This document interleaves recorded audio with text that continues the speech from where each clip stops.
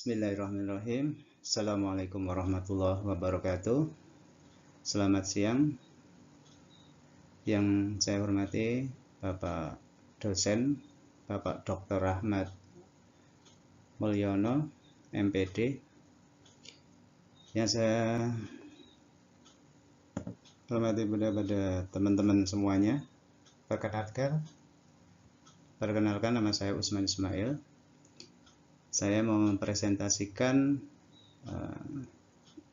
buku yang kedua, yaitu Philosophy of Science, An Introduction for Future Knowledge Workers. Kebetulan di bagian 1, Filsafat Klasik Ilmu Pengetahuan, yaitu Teori Paradigma Kuhn, karangan dari Andreas Beckhorn. Filsafat sains atau yang disebut dengan pengantar untuk pekerja pengetahuan masa depan. Saya dapat bab keempat, yaitu tentang teori paradigma Kuhn. Ada 3 pandangan berbeda tentang ilmu pengetahuan. Yang pertama adalah positivisme dan rasionalisme kritis. Jadi di sini ada yang pertama positivisme dan rasionalisme kritis. Menekankan pentingnya kriteria yang jelas untuk menentukan apakah suatu penelitian ilmiah atau tidak. Yang kedua adalah pendekatan historis. Lebih fokus pada bagaimana ilmu pengetahuan berkembang dalam praktik dan sejarah. Yang ketiga, pendekatan yang terakhir ini dipelopori oleh Thomas S. Kuhn, seorang sejarawan ilmu pengetahuan terkenal, dalam bukunya yang berjudul The Structure of Scientific Revolutions. Kuhn mengusulkan bahwa perkembangan ilmu pengetahuan tidak selalu berjalan linear, melainkan seringkali terjadi perubahan besar atau revolusi dalam cara kita memahami dunia. Bab 4, teori paradigma Kuhn, ada 4 subbagian. Yang pertama, dari ilmu pengetahuan normal ke revolusi ilmiah. Yang kedua adalah teori paradigma Kuhn, sebuah ringkasan. Yang ketiga, teori paradigma dalam praktik. Dan yang keempat adalah ada beberapa pertanyaan. Yang pertama, dari ilmu pengetahuan normal ke revolusi ilmiah. Bagaimana ilmu pengetahuan berkembang secara historis, khususnya transisi dari periode di mana berbagai aliran pemikiran tentang alam semesta bersaing menuju terbentuknya paradigma ilmiah yang dominan. Ide utama yang dibahas adalah yang pertama adalah kriteria sains. Kuhn berpendapat bahwa sulit untuk menentukan kriteria pasti yang membedakan sains dari non-sains. Namun kita bisa mengamati perkembangan sejarah ilmu pengetahuan untuk memahami proses tersebut. Yang kedua, paradigma. Kuhn memperkenalkan konsep paradigma untuk menjelaskan kerangka kerja atau model yang dianut oleh komunitas ilmiah dalam periode tertentu. Paradigma ini memberikan panduan bagi para ilmuwan dalam melakukan penelitian dan memecahkan masalah. Yang ketiga, revolusi ilmiah. Pergantian paradigma disebut sebagai revolusi ilmiah. Ketika sebuah paradigma yang dominan tidak lagi mampu menjelaskan fenomena alam yang baru ditemukan, maka akan muncul paradigma baru yang lebih komprehensif. Proses perkembangan ilmu pengetahuan menurut Kuhn ada 6. Yang pertama, periode pra-paradigma. Pada periode ini terdapat banyak aliran pemikiran yang bersaing tentang alam semesta. Yang kedua, munculnya paradigma. Salah satu aliran pemikiran berhasil mengatasi masalah-masalah yang tidak dapat dipecahkan oleh aliran lainnya, sehingga menjadi paradigma yang dominan. Yang ketiga, sains normal. Paradigma yang dominan ini menjadi landasan bagi penelitian ilmiah dalam jangka waktu tertentu. Para ilmuwan pada periode ini akan fokus pada penyelesaian masalah-masalah yang sesuai dengan paradigma tersebut. Yang keempat, anomali. Seiring berjalannya waktu akan muncul fenomena-fenomena yang tidak dapat dijelaskan oleh paradigma yang ada. Fenomena ini disebut anomali. Yang kelima, krisis. Jika anomali semakin banyak dan tidak dapat diamati, maka akan terjadi krisis pada paradigma yang ada. Yang keempat, revolusi ilmiah. Munculnya paradigma baru yang dapat menjelaskan anomali-anomali tersebut. Paradigma baru ini akan menggantikan paradigma lama. Paradigma adalah pola pikir atau kerangka kerja yang digunakan untuk memahami ilmu pengetahuan dalam berbagai disiplin. Menurut Kuhn, paradigma mencakup aturan, prinsip, dan nilai yang menyatukan komunitas ilmiah dalam memahami fenomena tertentu. Paradigma tidak hanya membantu ilmu mencapai tujuan, tetapi juga mempengaruhi cara ilmuwan memandang dan memecahkan masalah. Ilmu pengetahuan berkembang melalui pergeseran paradigma yang disebut revolusi ilmiah.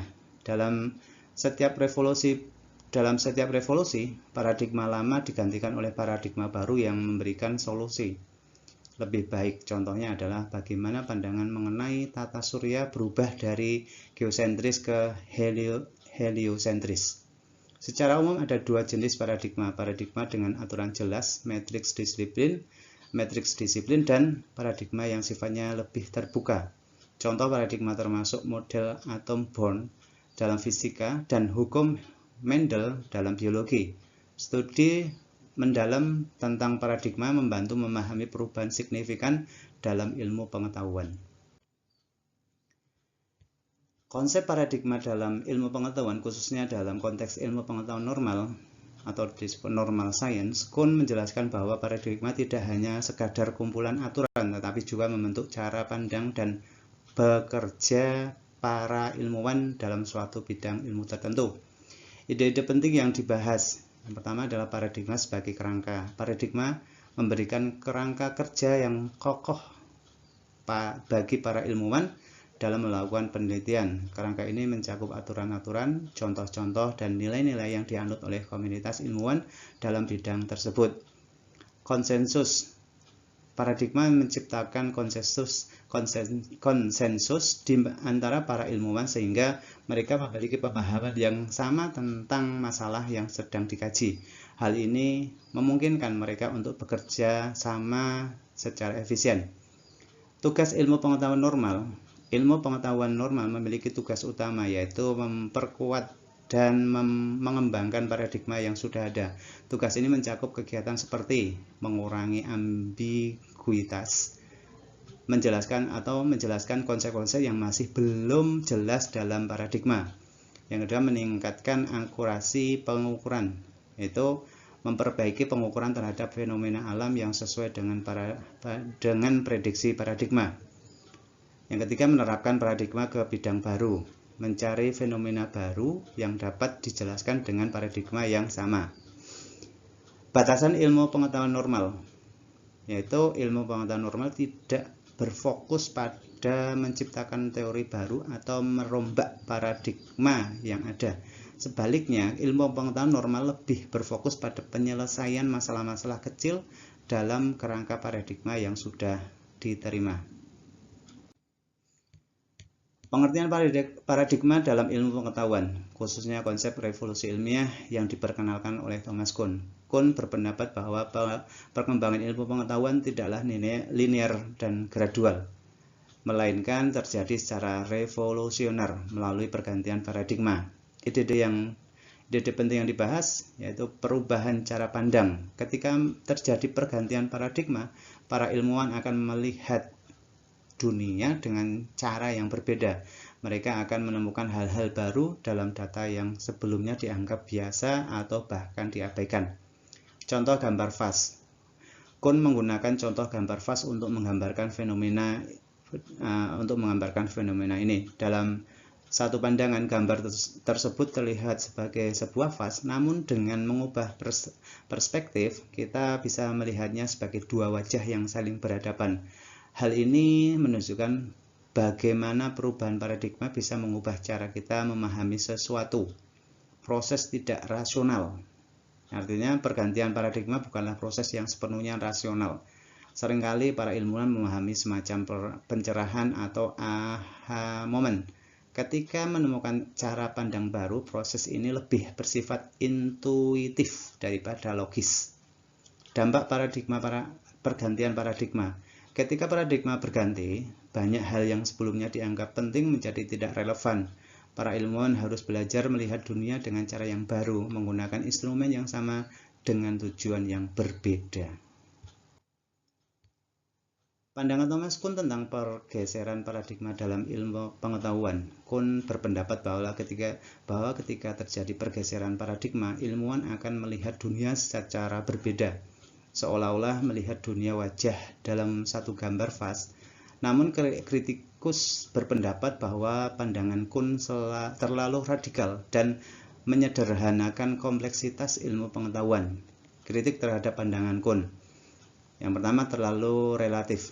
Maksudnya pandangan Kuhn dianggap terlalu relatif. Ia seolah menyiratkan bahwa semua paradigma sama-sama benar atau salah, sehingga tidak ada cara objektif untuk membandingkan kebenaran atau paradigma dengan paradigma lainnya. Yang kedua, mengabaikan kriteria demarkasi, yaitu Kuhn tidak memberikan kriteria yang jelas untuk membedakan ilmu pengetahuan yang baik dengan yang buruk. Hal ini berbeda dengan pandangan Popper yang menekankan pentingnya falsifikasi sebagai kriteria pembahas. Yang ketiga, melebih-lebihkan perbedaan paradigma. Kritikus berpendapat bahwa perbedaan antara paradigma tidak sedrastis yang digambarkan Kuhn. Ilmuwan dari berbagai paradigma seringkali menggunakan alat dan metode yang sama. Yang selanjutnya, mengabaikan kumulativitas ilmu pengetahuan. Kuhn seolah menyiratkan bahwa ilmu pengetahuan tidak bersifat kumulatif. Artinya, penemuan-penemuan baru tidak selalu membangun atas penemuan sebelumnya. Kritik terhadap pandangan Thomas Kuhn mengenai perkembangan ilmu pengetahuan. Meskipun Kuhn memberikan kontribusi besar dalam memahami bagaimana ilmu pengetahuan berubah melalui pergeseran paradigma, pandangannya juga menuai banyak kritik. Kritik terhadap pandangan Kuhn yang tadi ada relativisme. Salah satu kritik utama adalah bahwa pandangan Kuhn cenderung mengarah pada relativisme, di mana semua paradigma dianggap sama-sama benar atau salah. Hal ini seolah menyatakan bahwa tidak ada cara objektif untuk membandingkan kebenaran satu paradigma dengan yang lain. Kurangnya kriteria demarkasi. Pandangan Kuhn dianggap tidak memberikan kriteria yang jelas untuk membedakan ilmu pengetahuan yang baik dengan yang buruk, berbeda dengan pandangan Popper yang menekankan pentingnya falsifikasi sebagai kriteria pembahas. Melebih-lebihkan pandangan paradigma. Kritikus melihat bahwa perbedaan antara paradigma tidak sedrastis yang digambarkan Kuhn. Dari berbagai paradigma seringkali menggunakan alat metode yang sama, mengabaikan kumulativitas ilmu pengetahuan. Pandangan Kuhn seolah menyiratkan bahwa ilmu pengetahuan tidak bersifat kumulatif, hanya penemuan-penemuan baru tidak selalu membangun atas penemuan sebelumnya. Pembelaan terhadap Kuhn. Yang pertama, bukan relativis. Meskipun demikian, Kuhn sendiri tidak menganggap dirinya seorang relativis. Ia berpendapat bahwa meskipun paradigma berbeda, namun terdapat nilai-nilai dan norma yang sama yang mengatur praktik ilmiah. Perbedaan kualitatif. Kuhn juga mengakui bahwa ada perbedaan kualitatif antara paradigma yang berbeda. Misalnya, fisika modern memiliki kemampuan yang jauh lebih besar dalam menjelaskan fenomena alam dibandingkan filsafat alam Aristoteles.